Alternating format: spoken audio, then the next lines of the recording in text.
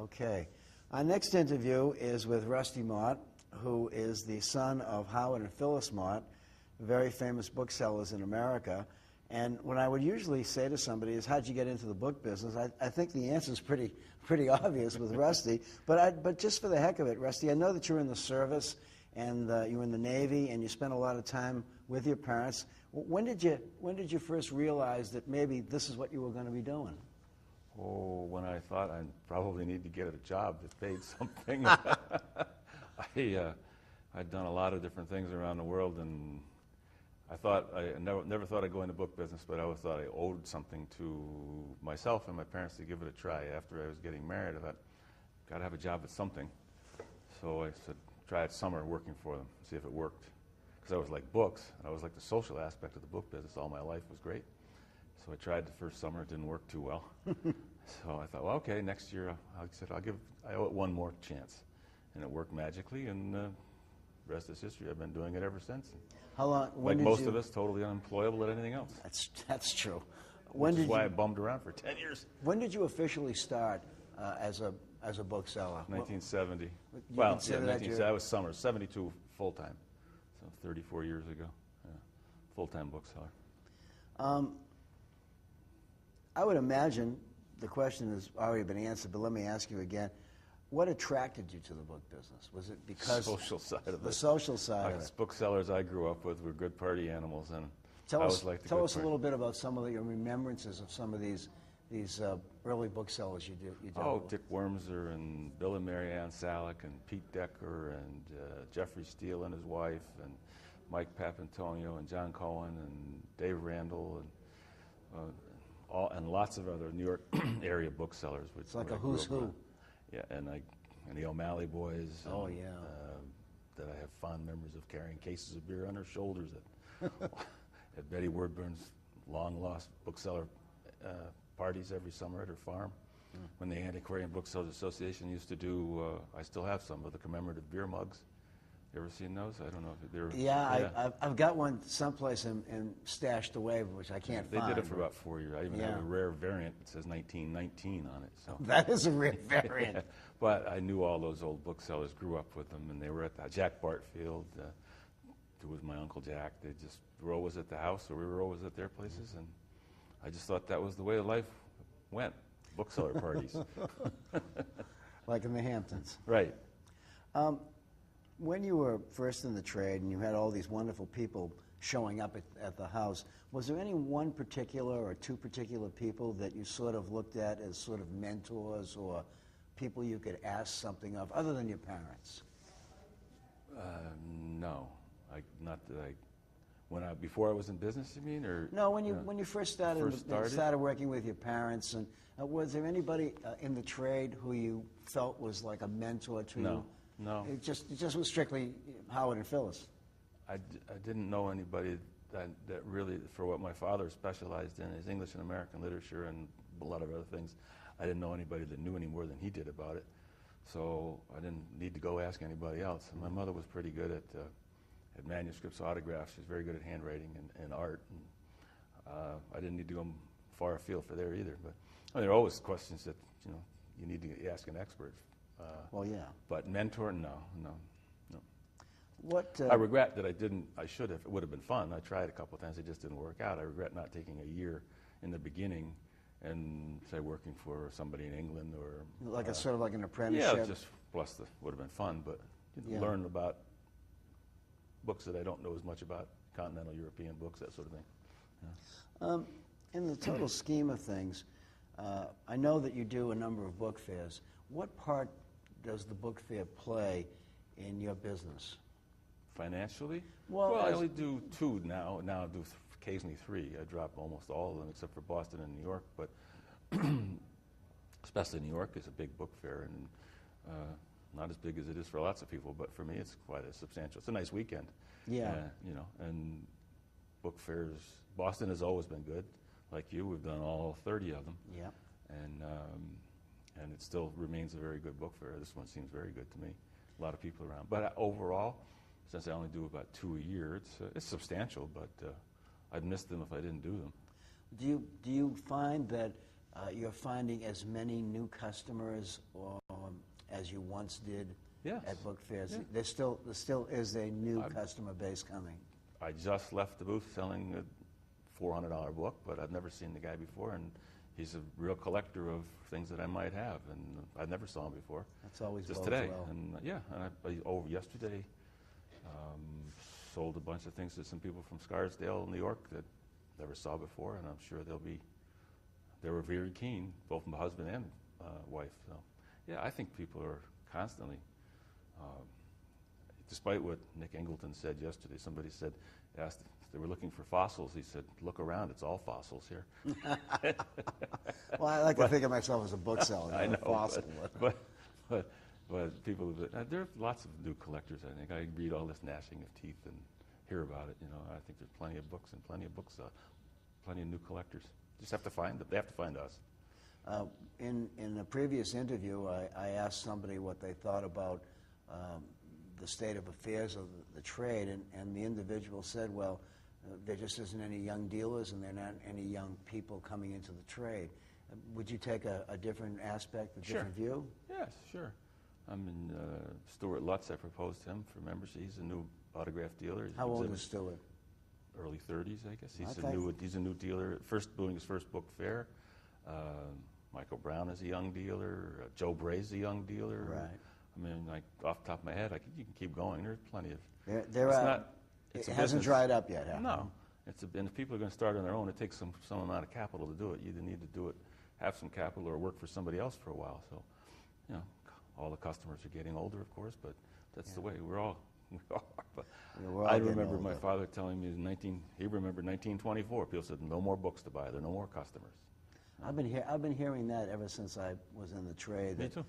Oh, you should have been here 10 years ago when there were books and customers. I don't know. There seems to be plenty of books and customers It's just now. different books. That's all. Yeah, different customers. Yeah, different customers. I remember visiting a friend in Devizes, England. He just died recently. Ron Cook. The first time he let me come, I don't know, late in the 70s, because my father and mother used to go there. When I got there, he said, "You still buying Elizabethan literature first?" I said, "Sure. What do you got?" He said, "I haven't had any for years, but that's what your father used to buy." But now I've got 17th and 18th century. So. Yeah. Tell us something about the Mott shop. Give us a visual of your building and where you're situated and how you've laid out your inventory. For those of us who've never been there. My wife would say it's not laid out. She's not here. I know where everything is. We operate out of a 1780 large colonial house, which is now larger. We've added on to it. I built a new office recently.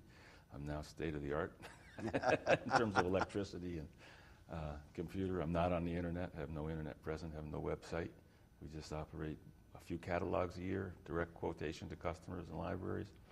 And fewer people stopping by than used to, because I guess they're shopping on the internet. But you go for weeks with seeing no one, and then I remember I had a period in 6 days in June, 9 dealers came from all over the country, and all of it sudden. So it goes in fits and spurts, but we operate strictly antiquarian and antiquated. And in your setup now, I noticed that your wife, Vita, who does binding, has a, would you call it a bindery or She has a handbook bindery. which is part of the house now. Yes. Separate business completely. Her business. She just does my work as well as other people's, but it's not a. But it's all contained in the same building. Right. Yeah. And on a lovely stretch of Route 7. Mm-hmm. And you've been, how long, your parents bought that house when? 1950. Wow. I'm sorry, 1956, July of 56, so we've been there just over 50 years. I remember going out there in the late 50s, and I remember how pleasant and how lovely it was in the summertime especially. Well, the gardens it's gotten nicer too. Yeah, it's only been in 2 families since 1780, the house. So. I've asked other people, and I know that you're not on the internet, but just what your opinion is. You're not a person who has a website, as you've said. You don't have an internet presence. Is there a specific reason why? Probably laziness. I'm a one-man band, and I have a secretary 30 hours a week, and I haven't felt the necessity. I keep thinking about doing it, but I just don't get around to it. I don't.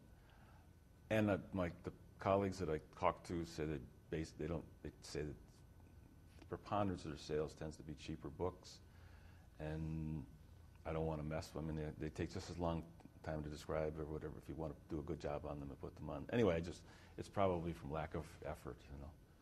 Do you think that you'll ever get involved with the internet, or is that Probably. something at some point? I'm not on the, and to my regret, I am not on the EILAB site, which I mean to do. That is, I For you, I think, would be a viable site. Well, I don't even know. I'd like to support the site. That's basically Yeah. it. If I sell a few things, it's not all that expensive to do. I have meant to do that. But my secretary is the one who's going to have to do it, not me, and I haven't been able to get her off a dime. So, How many catalogs a year, on an average, do you put out? 2 to 4, maximum of 4. And do you 2, find more likely 3, but 3. the results that you're getting in this day and age, how would you compare them to, for example, pre-internet? Oh, I think they're doing fine. I'm disappointed in anything less than 60% sales out of the catalog. I do smaller numbers of books or items in a catalog than I used to, but so maybe that helps the percentage. I don't know. How many catalogs do you send out as a rule? What is it, 1,600? And if I knew which 35 we're going to order every time, that would be cut way back. Yeah. I mean, is it still the same issue that you get 90% of your sales from 10% of your orders? Oh, yeah. And I just don't know which ones they're going to be. Right, but historically, it's been that way for all of us, Yeah. I think. And as soon as somebody drops off the mailing list, they see a copy somewhere else and order from you, so back on they go. You know. You've always been in Sheffield. You've never had any other place of Well, my parents did, yes, sir, on 40th Street in New York for 20 years, 1936 to 56. But me, I've always been to. Yeah, but you've always been in Sheffield. Always been in Sheffield. Always been in Sheffield. Rusty, if you were entering the book trade today, how would you go about it? I probably would have to answer that by saying that if I had to do it today, when I entered it, the way that I might have to do it today, I wouldn't. Because if I hadn't had my parents to teach me and not stand over my shoulder and let me make my mistakes, and had the reference books and some money, not that they had a lot of money, I had no money, had no knowledge, no reference books, it would have been fruitless for me. Yeah. And if I had to do the same thing today, it would be fruitless unless I had some. You need some of that accoutrement. Some money to buy books. Yeah, and buy reference books. Even not every people keep saying reference books are obsolete, but they're not going to be obsolete in our lifetime. So not everything's going to be on the net. I hear people say to me, "Gee, when I used to think that when I retired, my reference books would be my retirement fund," but they say that's not true anymore. And I wonder how you feel about that. Well, I've always thought I'm never going to retire anyway, but keep my hand in somehow, I hope, because it's fun. Yeah. That's why I do it. Besides to eat, it's a lot of fun. I hope I know that some of the reference books are not ever good. There's just no reason why anybody would even find them or put them on the The usual ones, sure. I think there's still a lot of money in reference books. Well, obviously Bob Fleck does I was too. just going to say Bob Fleck seems to be doing quite nicely. That's his bread and butter. Right. What do you see as some of the great challenges that we're going to face as booksellers in the years ahead? Is there anything in particular that strikes you as being something we're going to have to think about a lot? Affording the books that are out there. Yeah, I suppose that. I mean, you and I have seen a lot of books come and go, and you've been doing this longer than I have, and the prices on the books, as my father used to say, you can't remember what they used to go for, but now when they reach $50,000 or $100,000, $150,000, and you remember it as a $3,000 book, you're just not going to stick that on the shelf for stock and wait for somebody to come along. Yeah. You can't do that. So and there are fewer. I rely a lot on private buying. Always have bought a lot of books privately, and I see that it goes in fits and spurts. But the last few years, it's not been as good as it has been. Still okay, but the big collections are not as forthcoming as they were. Do you find that the auction galleries are taking those collections away from the bookseller? I don't know. I mean, I don't buy a lot at the major at auction. Really, some of the regional auctions. Occasionally, yeah. but they lose so much money on a book under $5,000 or $6,000. They're not interested in the books. A lot of us dealers would be more than happy to have a stock of $5,000 books completely. You know?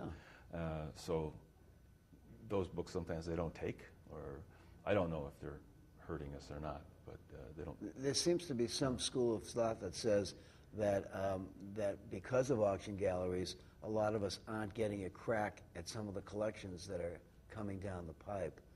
Do you see Well, that? if they're terrific collections, we probably wouldn't have gotten them anyway. To begin with, right. You know, no matter where they went. Yeah. You know, There's always been this sort of opinion that auction galleries are our enemies. I never thought that. I have never thought of it either, but you do hear it. Competitors, certainly. Well, yeah, But competitors, not yeah. enemies I never thought of, because I have good relationships with a lot of auctioneers, but and they're helpful sometimes. But it's you know, it's a strange business we're in here. We have to reinvent ourselves all the time. Constantly. You have a good book fair, and you got to find some especially if you bring new material to a book fair, you have to go find more new material. Booksellers don't like to look at their old books, even if they're good. I agree. A friend of mine told me recently he bought a book at auction, a country auction, and every time he has his hand in the air and trying to buy the book, it's sugar. As soon as he owns it, puts his hand down, the book is already turned to molasses. Well, that's well said. We have to keep going to find more all the time. Well, how many days or what portion of your work week do you spend looking for material, looking for books, out scouting, as it were? Not enough. Not enough. No. I mean, books seem to come in one way or the other, but I've got to get out. We always talk about being on the road. We're not on the road as much as we used to be. When you work, as you know, you work from home, there's always something to do in the office. Right. Well, 24 hours a day, you could be doing something. That's not So the truth. you make a plan of going away and something comes up and you don't do it. But no, that's a lot of fun. At least it used to be. Are you? I know that at least on one occasion, you and Vita crossed country by car to go to California. Yeah, came back a different direction. You yeah. came back. Did you make many stops along the way, coming and going? Oh yeah, yeah. We did 3 weeks going out and 2 weeks coming back, and stayed a month there, and did about 10,000 miles. And it was a combination: play some golf, see some friends, and buy some books. How did you find the buying on this trip? Oh, it was slim, but it was fun, and It was fun, yeah. It paid for itself, certainly. And you probably got to places that you probably would have never thought of going to. Exactly. Being so far afield. I'd like to do it again. Are you going to? Oh yeah, we'll do it again.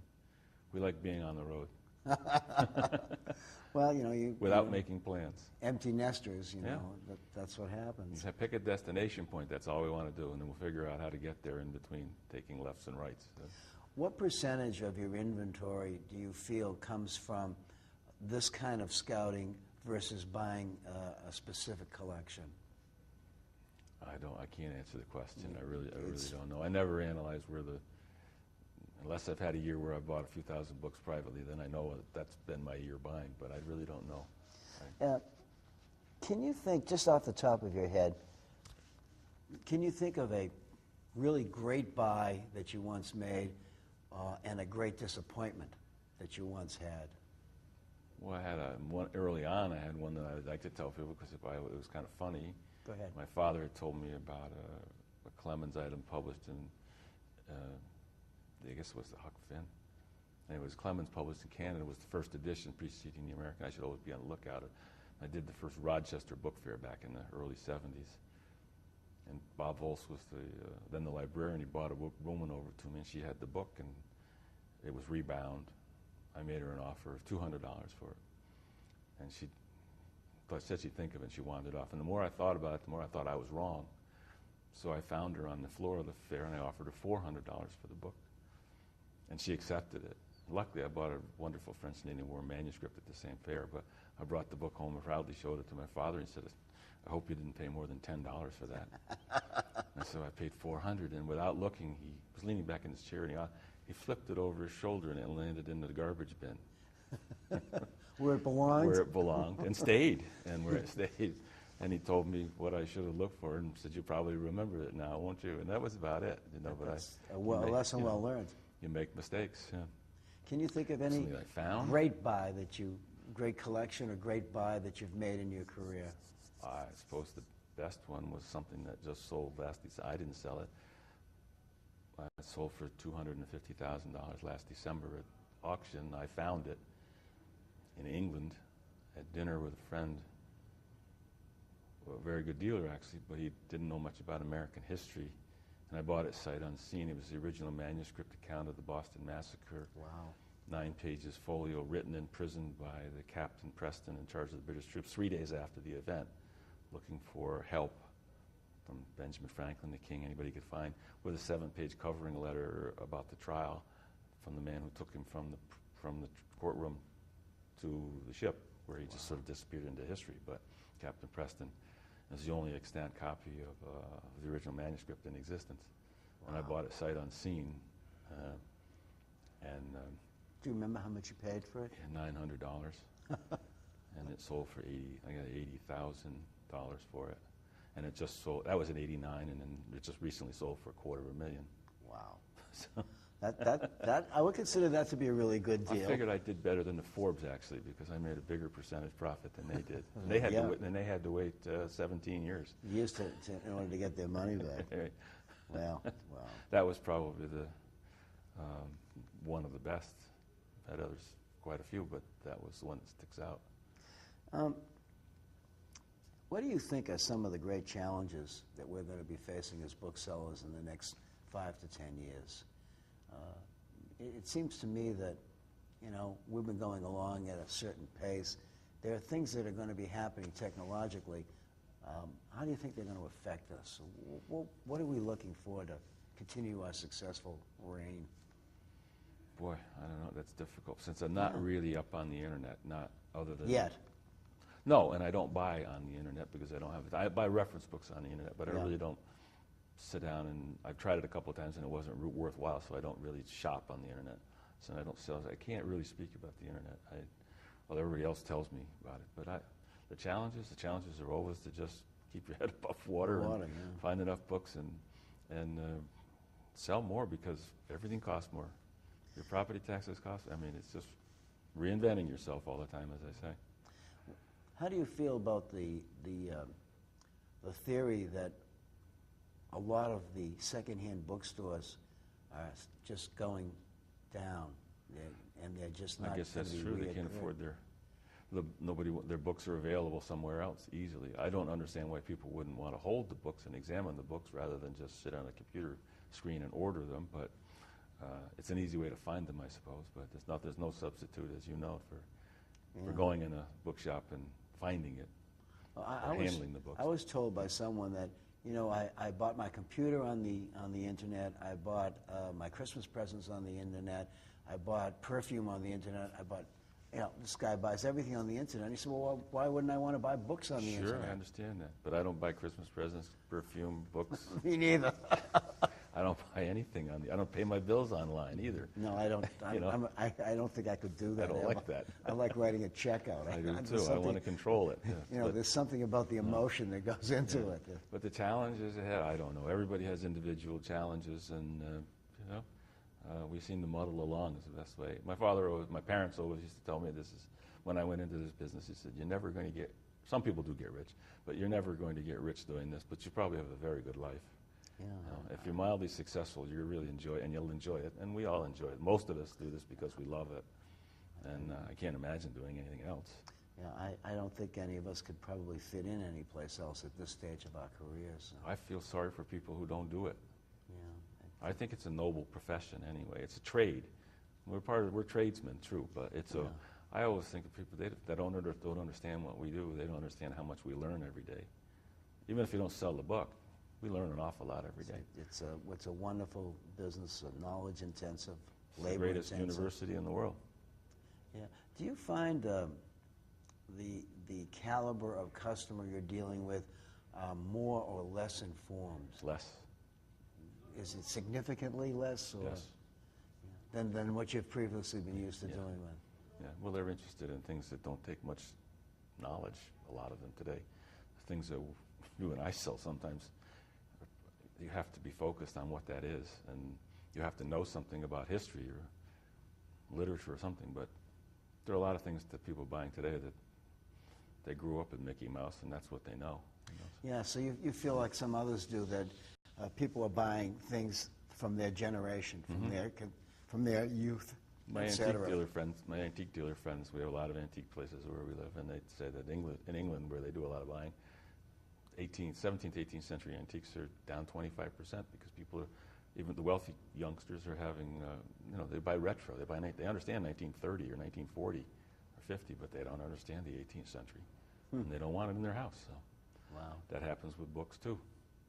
Well, just as a parting shot, Rusty, do you have any advice that you might want to pass on to somebody who's going to be watching this tape 25 years from now?